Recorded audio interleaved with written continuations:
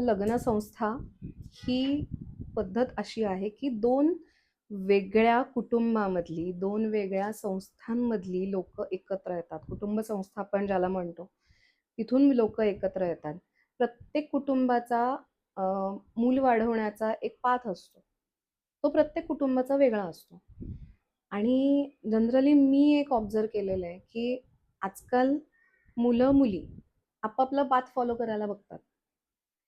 स्वतःचा path create नाही करत, जे की गरजेचं आहे. आता एकत्र कुटुंब पद्धती खूप कमी बघायला मिळते आपल्याला.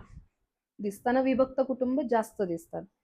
मग जर आपलं विभक्त कुटुंब आहे, मग तुम्ही तुमचा पाथ फॉलो करा ना. घरामध्ये माझी आई अशी करायची. जर नवरा कंटिन्यू हे धरून बसला आणि मुलगी जर धरून बसली, नाही माझी आई या गोष्टी फॉलो करायची, त्यामुळे मी हेच करणार, दोन टोकं झाली. मग लग्न जेव्हा तुम्ही करताय तेव्हा आपण आपल्या संस्कृतीमध्ये म्हणा किंवा पुराणांमध्ये म्हटले की दोन सोल एकत्र येतात. मग ते दोन सोल एकत्र आल्यानंतर एकमेकांवर आपल्याला काम करायचं असतं.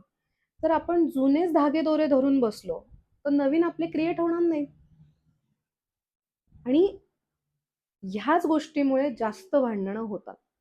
मी माझा रूट सोडणार नाही, तू तुझा रूट सोडू नको, ठीक आहे. मग नाही सोडला की भांडणं होणार. त्याच्यामध्ये अजून तेल घालणं किंवा तूप घालणं आपण म्हणूयात. सासू सासरे असतात, मग मुलाकडचे असू देत, नाही तर मुलीकडचे असू दे. तू असं नको करूस, मग आपल्याकडे हे असतं, मग तू हे घरामध्ये फॉलो कर. मुलाकडचे म्हणणार तू हे फॉलो कर. कशाला? जगू दे ना त्या दोघांना. आणि हे होत असताना मुलाचं आणि मुलीचं असं होतं की नाही माझी आई सांगतेय, माझे वडील सांगतात म्हणल्यानंतर ते बरोबरच असणार. पण कुठेतरी आपल्याला हे समजत नाही की मोठे असले, वयाने मोठे असले तरी ते चुकू शकतात ना. माणूस आहे आपण. आपण कितपत त्यांचं ऐकायचं, कितपत गोष्टी सोडून द्यायच्या, हे आपल्याला समजलं पाहिजे. आपण आपल्या बाउंड्रीज क्रिएट केल्या पाहिजेत की नाही मम्मी पप्पा, मला हे पटतंय, माझी बायको या ठिकाणी बरोबर आहे किंवा माझा नवरा या ठिकाणी बरोबर आहे, मला हे पटतंय, संपला ना विषय. आणि गंमत अशी होते की पेरेंट्स सांगतायत. आता समजा नवऱ्याने बायकोला सांगितलं, बायकोनी नाही ऐकलं, नवऱ्याचा इगो दुखावतो, अरे मी सांगितलं आणि ऐकत नाही. मेन क्लॅश इथे येतो, जेव्हा नवरा बायको यांचे इगो दुखावले जातात की माझ्या कुटुंबाने सांगितलंय, मी हे फॉलो करणार, तूही केलं पाहिजेस. आणि आता अशी गंमत आहे, आपण समानता म्हणतो, त्यामुळे मुलीकडनं पण ह्या गोष्टी होतात. असं नाही की फक्त मुलाकडनंच होतात. त्यावेळेस पालकांचा सुद्धा स्टँड राहणं गरजेचं आहे की बाबा रे थांबा एका ठिकाणी, आम्ही बाजूला होतो, संसार तुमचा आहे, तुम्ही कंटिन्यू करा. मेन हा प्रॉब्लेम राहतो.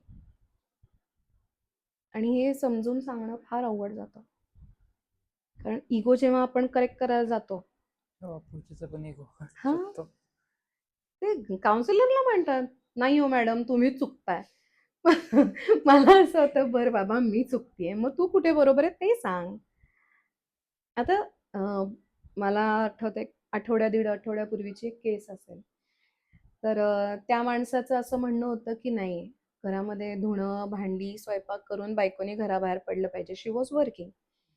मला असं झालं लाव ना बाई कामाला, काय अडचण आहे.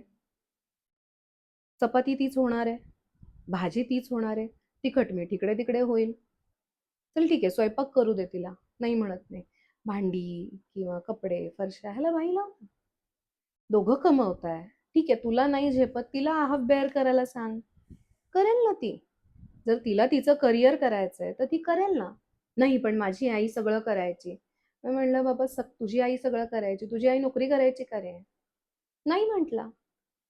मग जर हा तुम्ही पॉइंट बघा ना की बाबा आपली आई घरात होती, ही कामाला जाते, आणि कितीही काहीही करा मागच्या जनरेशनपेक्षा पुढची जनरेशन थोडी फिजिकली वीक असते.